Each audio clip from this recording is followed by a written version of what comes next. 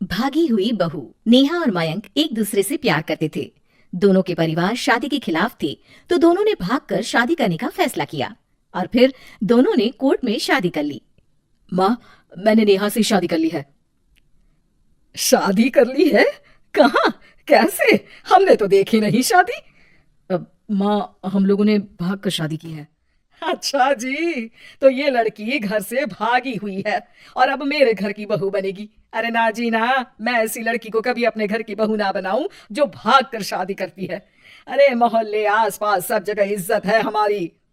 माँ, अगर मैं भागी तो मयंक के लिए भागी ना, और मयंक और मैं स्कूल के समय से प्यार करते हैं, इसमें गलत क्या है?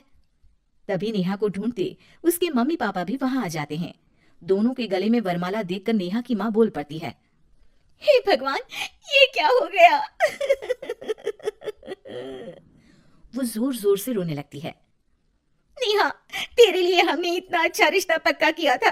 मयंक में क्या है? अरे ना तो कमाता है, ऊपर से नशा भी करता है। अरे क्यों शादी की तूने इससे? तू तो हमारी इकलौती बेटी है बेटा। अरे देखिए बहन जी, मेरे बेटे के लिए कुछ कहने की जरूरत नहीं है। हाँ, हम नहीं आए थे आपकी बेटी का हाथ मांगने। अरे कुछ नहीं करता तो कोई भूखे नहीं मार देंगे आपकी बेटी को। देखिए कितना बड़ा घर है हमारा, और भगवान की दुआ से दूध दही की नदियां बहती हैं। जैसे तैसे कर लोगों के सामने अरेंज्ड मैरिज दिखा घर वाले दोनों की शादी की पार्टी भी दे देते हैं। पार्टी में बुआ सास, अरे भाग कर शादी कर ली थी दोनों ने। लड़की को देखो, शक्ल से तो चालाक लग रही है। क्या? अरे पर रीटा बहन तो बोल रही थी कि दोनों की अरेंज्ड मैरिज है। तभी चाची कहती है, अरेंज्ड? अरे रीटा, अरेंज्ड करती तो कैसे इतने बड़े घर की लड़की लाती? लड़के में है क्या?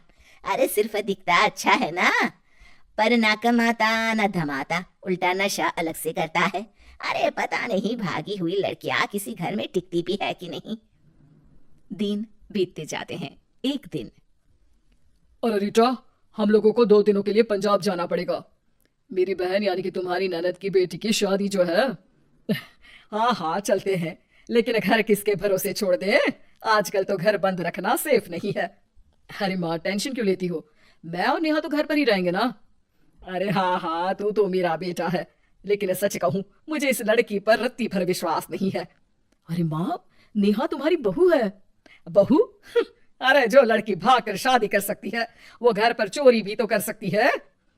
मयंक को माँ की बात का बड़ा बुरा लगता है। वो नेहा की तरफ देखता है जिसकी आंख में आंसू भरे होते हैं। माँ जी, आप अपनी अलमारी में ताला लगा लो। हाँ हाँ, तो वो तो लगा ही दूंगी, लेकिन कहीं तू घर का बाकी का सामान भी। अरे भाई, भागी हुई लड़की का क्या भरोसा। धीरे धीरे दिन बीतते हैं। एक दिन नेहा घर के बाहर गार्डन में पेड़ों को पानी दे रही थी, तभी पड़ोस की बहू, अरे नेहा, कैसी हो? बहुत सुना है तुम्हारे बारे में, लेकिन तुम तो दिखती ही नहीं हो। हाँ, वो बस घर का काम करने में समय ही नहीं मिलता। अच्छा अच्छा, शाम को ना मेरे घर आना, बैठकर गप्पे लड़ाएंगे हम। जी जरूर। तभी उस पड़ोसन की सास आ जाती है। अरे बहू, ये किससे बात कर रही है?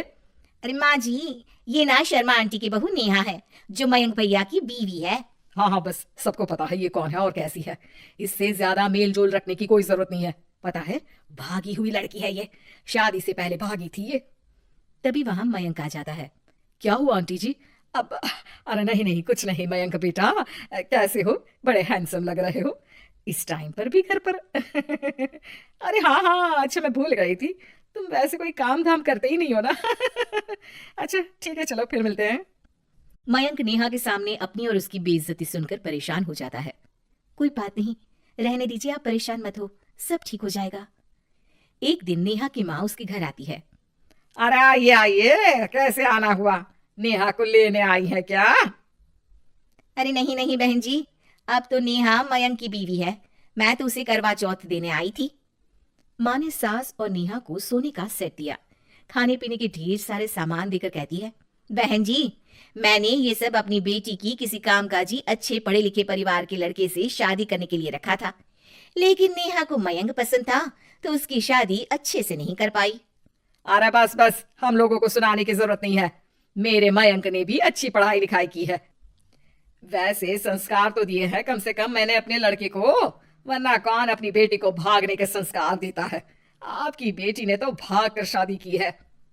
माँ को सास की बात का काफी बुरा लगता है। वो वहां से चली जाती है।